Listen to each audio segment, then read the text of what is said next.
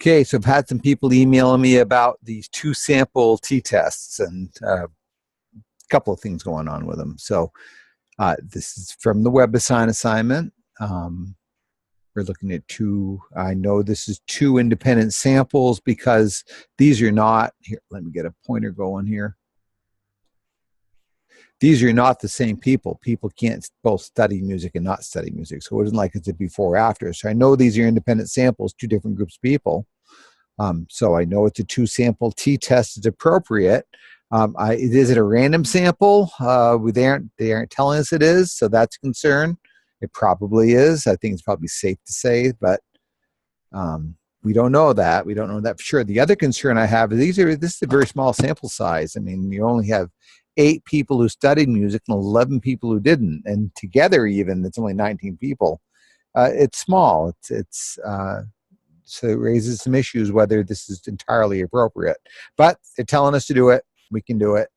So because they're trying to make the claim that students who study music in high school have a higher average math SAT score than those who do not, I said HO is the null hypothesis. No, there is no difference between these means. It's just that due to random sampling, random variation, why one would be different. And then here's the claim that the mean for the people who studied music is higher than the mean for the people who did not. Okay, so then we got to get this stuff, so we'd have to do a lot of calculation. And then a couple of you emailed me and said, this Rossman chance applet's giving us weird answers. And I agree. I tried it and I couldn't get it to work. It must be that they changed the coding or something like that. I couldn't get it to work. So then I said, so what else can we do? Well, if you go to Dr. Stevens' technology page, you go over to the apps, and here, I don't know if you've seen this semester. I guess it's good to know it this last week, next last week. So here's the two sample. If you click on that, you come to this page, and we're looking for two means independent data. I looked at these, and I want to be able to just paste in the raw data. So I tried this Vassar stat page, and it took us here. So I've got to get that data broken out so I have the first sample and the second sample. How do you do that? You don't want to type it all in. So what I did was, let's see. So here's the problem. So when I try to copy and paste it, it also gives me the counts, and I don't want that. I just want the data. Notice I didn't select the headings. Okay, I tried to select the headings, and it wouldn't copy and paste. So I just select the numbers. On my PC, I'm going to Control-C. On a Mac, you'd Command-C. On a Chromebook, it's Control-C, and that copies your clipboard memory. Then I opened up a spreadsheet. I clicked once on a cell, and I Control-V as in Vinny, and it pasted it in. If you double click on a cell, I want to show you. See how it puts it all in one cell, and we don't want that. Well, that doesn't help us do anything. We want the separate cells. So yeah, I clicked once. So I just clicked once on the cell and pasted it in, and there it is. So now I'm just going to grab, now that other, the Rossman chance applet will let you put them both in at once. And of course, since that's not working, we need to do something else. We're going to use this t-test for independent samples. We're going to click independent samples, right?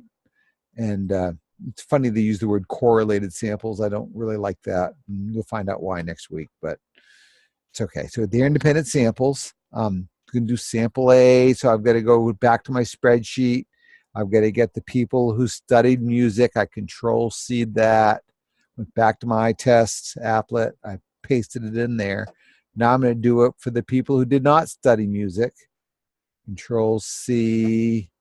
I'm going to paste it in there to sample B, and then we're going to calculate. And when I did this earlier, it gives us a whole bunch of stuff we don't really care about.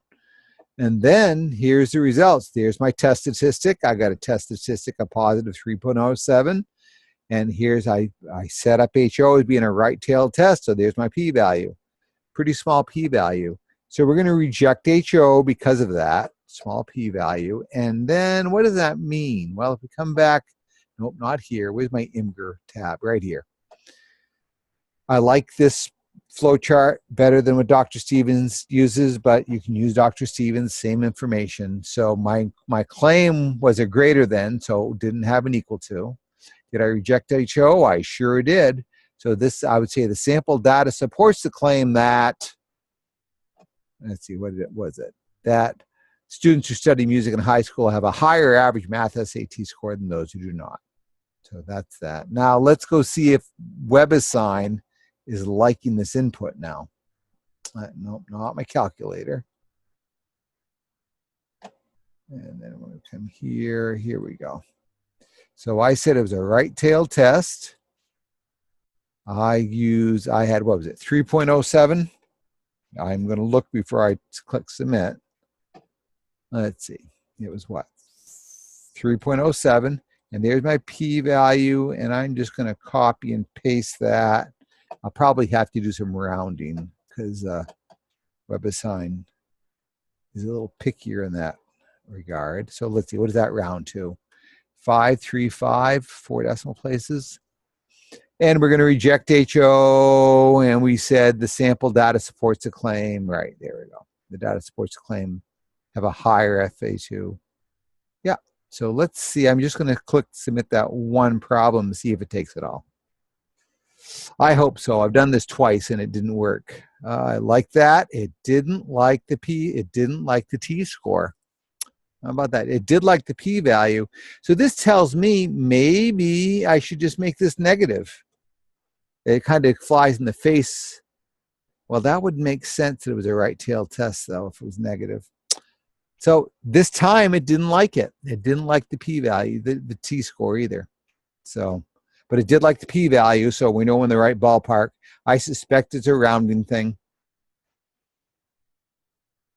This is one reason why with your WebAssign homework, I look at it, get a 70% or better, I give you full credit. Tests are different, and you should, if you're getting something wrong on a test, you should tell me so I go look at that. But for homework, that's one reason why I do that. Okay, so my recommendation is maybe not use a Rossman chance for this test, and try this one. Try this one. I don't know why it didn't like the test statistic. So, okay, well, hopefully that helps you.